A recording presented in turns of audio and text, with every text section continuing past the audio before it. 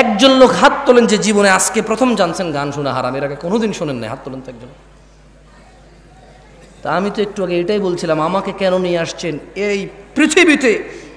আল্লাহ যা নিষিদ্ধ নিকৃষ্ট করেছে প্রত্যেকটা সম্পর্কে আপনি জ্ঞান রাখেন।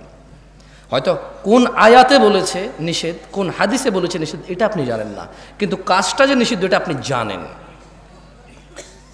এই পৃথিবীতে প্রত্যেকটা ভালো কাজের, প্রায় ভালো কাজ আপনি ইলম রাখেন।